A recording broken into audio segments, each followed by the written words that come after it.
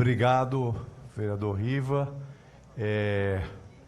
Queria aqui aproveitar esse espaço Grande Expediente para falar de maneira mais detalhada a proposta que nós temos de criação de uma CPI para investigar os imóveis irregulares que estão sendo produzidos na cidade de São Paulo. Nós tivemos na semana passada, eu inclusive mostrei aqui um vídeo, a queda de um edifício que já estava com 7 andares, pessimamente construído e totalmente em desacordo com a legislação urbanística. Um edifício que tinha sido aprovado para ter 3 andares e tinha 7 andares no sobressolo e mais alguns no subsolo. E caiu como se tivesse sido implodido. Não sei se algum de vocês viram, né, um vídeo que chegou a ser publicado nas redes, onde ele desaba, né? Quem viu aquelas torres gêmeas, por exemplo, como elas caíram, foi uma coisa parecida. Ela caiu, né, como se fosse aquele um castelo de cartas ou um castelo de tijolinho de brinquedo. Caiu. Bom, veja, não é um fato isolado, tá? Não é um fato isolado, né? A cidade tem hoje dezenas, eu não sei dizer se são centenas, mas dezenas eu tenho certeza, de edifícios que estão sendo construídos de maneira totalmente irregular.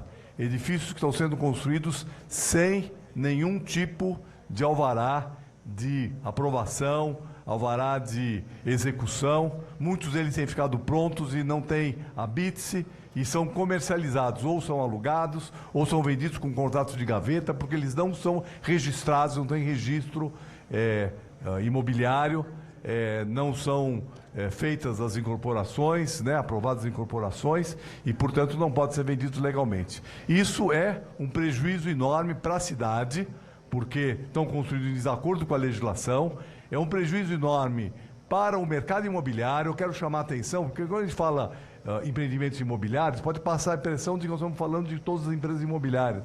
Não, né? As empresas imobiliárias que fazem, que respeitam a legislação, essas empresas estão sendo, na verdade, burladas. Porque quando você tem um empreendimento que não segue a legislação, que não aprova, a gente sabe que o processo de aprovação leva meses, às vezes anos, tá certo? Isso significa imobilização de capital, né? Isso significa também respeito às regras urbanísticas. E se constrói sem as regras urbanísticas, esses empreendimentos estão fazendo uma concorrência desleal com quem está cumprindo a legislação de maneira correta. Então, né, nós precisamos investigar esses empreendimentos. E também é um prejuízo para o morador, porque muitas vezes o morador compra essa unidade e ele acha que ele vai ser proprietário. Só que na hora de registrar, ele não vai conseguir nunca registrar isso. É uma construção clandestina.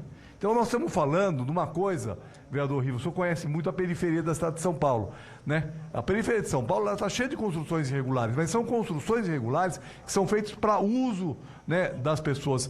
Construções para uso. É muito diferente do que tem acontecido nos últimos anos, né, inclusive às vezes em comunidades, que são empreendimentos visando o mercado, né, portanto, que está visando o aluguel ou a venda, tá certo? Não é para uso e que não respeitam nenhuma lógica urbanística e nenhuma lógica imobiliária. É também importante a gente dizer que muitas vezes, nesses empreendimentos, a gente tem lavagem de dinheiro. Porque quem constrói um prédio de 10, 12 andares, tá certo?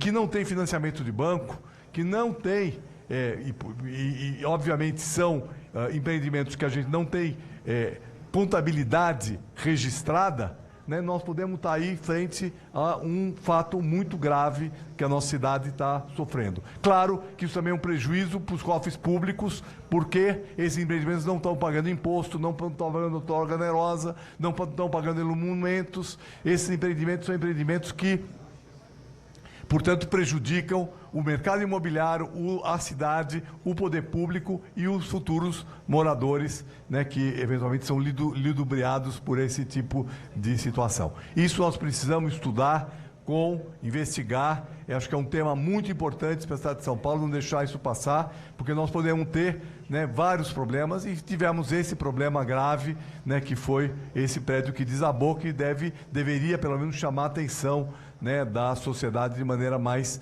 Felizmente, nós tivemos ali só 2 pessoas feridas, né, mas os prejuízos já estão registrados. O outro foco dessa proposta de CPI é investigar as construções que são construídas, aliás, que são aprovadas como habitação de interesse social, né, feitas pelo mercado. O mercado aprova, nós temos por volta de 250 mil unidades que foram aprovadas como habitação de interesse social desde 2015, 2014, 2015, quando o Plano Diretor de São Paulo criou estímulos à produção de HIS, principalmente, né, de HIS 1 e 2, mas, né, HIS 1 é para até 3 salários mínimos, né? Geralmente a maior parte deles são produções feitas pelo poder público, voltadas à população de mais baixa renda, né? Mas o HIS 2, né, é onde está se concentrado esse problema, que foi inclusive investigado pelo Ministério Público. O Ministério Público fez uma longa investigação e apresentou inclusive uma denúncia que está hoje no Judiciário, que poderá levar, né, inclusive a suspensão, né, da continuidade da aprovação desses projetos como habitação de interesse social. Qual é a natureza da burla que existe? O projeto é aprovado com habitação de interesse social, portanto, eles têm benefícios que foram dados pela legislação urbanística, né, benefícios fiscais, né, de isenções de impostos, de isenção da outorga onerosa, né, e também benefícios urbanísticos, né, ou seja, podendo construir muito além daquilo que a legislação permitiria se ele fosse um empreendimento voltado para habitação de mercado, né? Por que essa estratégia ela é importante? Porque ela permite que uma população, que a gente chama de, né, habitação de interesse social faixa 2, que está entre 3 e 6 salários mínimos, possa ter acesso a uma habitação, né, correta, não habitação feita, aprovada, não aprovada, como aquelas que eu falei antes, aprovada, e isso é muito importante, porque quando essa faixa de 4 a 6 salários mínimos, ela não é atendida, a tendência é que essa população que tem maior poder aquisitivo acabe se apropriando das habitações produzidas para a faixa de renda mais baixa, que é onde se concentra a maior parte, 70% do déficit habitacional. Então, né, nós precisamos, a política está correta, porque o Ministério Público tem falado o seguinte: a política está incorreta. A política está correta, por quê? Porque ela permite que uma população que é de uma baixa classe média possa ter acesso à moradia, né, uma moradia adequada e que seja feita pelo mercado, né? Mas o que está incorreto é a gestão da demanda, né? Por quê? Porque o que acontece é que as incorporadoras, os corretores, estão vendendo essas unidades não para o perfil de renda e para o perfil de família que deveria ser beneficiado, mas para um outro perfil. Então, nós estamos simplesmente, essas famílias e as incorporadoras estão se apropriando dos benefícios que são dados para uma faixa de renda de classe média baixa e, né, se apropriando desses benefícios para aumentar seu lucro e poder se beneficiar, portanto, dessa legislação, né? Nós temos aí um número muito grande de unidades, né, com essas características, o que tem levado a um seríssimo problema, porque a partir do momento que o Ministério Público começou essa investigação, o que acontece é que os cartórios não estão registrando essas unidades quando as famílias não atendem essa regra de renda que está prevista na legislação. A mudança que foi feita na revisão do plano diretor, porque esse problema foi trazido, né, durante o debate do plano diretor, da revisão do plano diretor de 2003, ela é insuficiente e ela criou um novo problema, porque ela permitiu, né, veja bem, ela permitiu que essas unidades pudessem ser compradas por investidores e alugada para uma família que teoricamente estaria nessa faixa de renda. Veja, se já é difícil a prefeitura controlar, né, uma família que vai controlar a renda e o perfil social de uma família que vai comprar uma unidade, que vai, portanto, fazer uma única operação, imaginam que seria a prefeitura ter que administrar e controlar a cada 30 meses, porque os contratos de locação geralmente têm 30 meses, ela tem que verificar a renda a cada 30 meses de centenas de milhares de unidades habitacionais que estão sendo produzidas para essa faixa. Isso é absolutamente impossível de ser feito. O que nós precisaríamos fazer? Primeiro, né, e por isso que essa investigação precisa seguir em frente, primeiro nós precisamos ver como é que se resolve o problema do passado.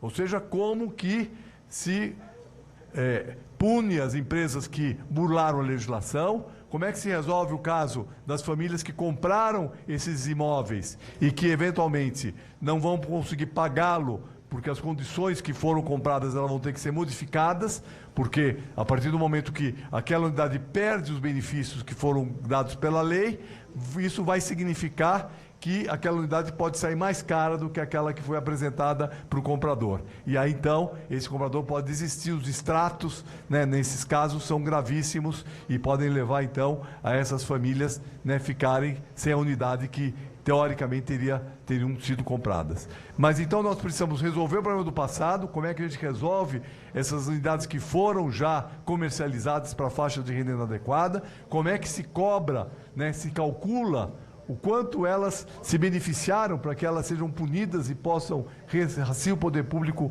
do que elas receberam indevidamente. E depois nós precisamos refazer a legislação para que daqui para frente, né, possamos fazer com que essa legislação seja cumprida. E do meu ponto de vista, mas isso seria um assunto para a CPI debater, para a gente poder apresentar alternativas, né, nós teríamos que criar, no âmbito da prefeitura, né, um setor da prefeitura que fizesse essa checagem social, que pudesse avaliar se as famílias se enquadram daquelas famílias que são destinatárias de uma política social como nós estamos propondo. Essa legislação ela é muito importante, nós não podemos abrir mão dela, mas nós precisamos corrigir os problemas que foram colocados. E veja, né, eu quero aqui aproveitar aqui para dar uma parte para a vereadora Silvia, né, veja, nós estamos falando aqui de habitação e interesse social, né, quando a gente tem um programa nacional como Minha Casa Minha Vida, né, que é um programa que foi criado no governo Lula, no primeiro governo Lula, e que hoje continua em vigor, né, o que se busca é combinar, então, uma legislação municipal que reduz o valor da moradia com uma legislação nacional que financia a moradia para a população de baixa renda através do programa Minha Casa Minha Vida. Esse programa é um programa que, infelizmente, durante o governo Bolsonaro, ele foi interrompido para a faixa de renda 1, que é aquelas populações mais pobres, né? E hoje eles estão sendo recolocados, né? Nós acabamos de discutir aqui, né, os vários problemas, as várias questões, os vários retrocessos que foram gerados no governo passado. Esse foi um deles, né? O retrocesso que nós tivemos na política de habitação de interesse social. E agora a gente está vendo, né, que o governo Bolsonaro, através de uma tentativa de golpe, né, e que a Procuradoria-Geral da República denunciou, né, está colocando em xeque, né, esse governo. Então, eu queria aproveitar aqui o último minuto, né, para a gente dizer que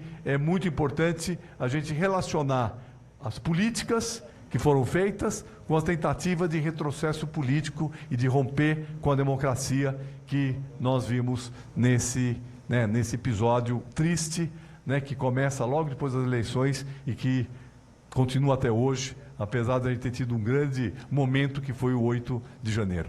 Vereadora Silvia. Queria só corroborar com essa sua fala, vereador Nabil, e dizer que hoje as redes sociais, né, os bolsonaristas estão nas redes sociais dizendo que não houve crime por parte do Bolsonaro, afinal de contas, o golpe não foi efetivado. O Lula não foi assassinado. O Alexandre de Moraes também não foi assassinado. Então, portanto, cadê o crime? E eu queria dizer que se por acaso esse golpe e esses crimes que eles tramaram tivessem dado certo, nós não estaríamos aqui. Porque nós provavelmente estaríamos caçados, exilados, torturados, assassinados, como eles fizeram com os opositores durante a ditadura civil-militar. Então, é óbvio que eles cometeram um crime ao tramar, e ainda bem que esse crime e que esse golpe fracassou. Porque se não tivesse fracassado, nós não estaríamos aqui hoje no plenário da Câmara Municipal. Provavelmente nós estaríamos nos porões da nova ditadura que eles queriam instaurar no Brasil. Então, assim, o que aconteceu foi muito grave. Nós tivemos no Brasil, no limiar de uma grande tragédia para a nossa democracia. Então, é isso que eu queria dizer. Obrigado, meu tempo está esgotado. Eu queria dizer que, além dessa tragédia, a gente ia ter também alguns retrocessos importantes na área social, como, por exemplo, na política habitacional. Obrigado.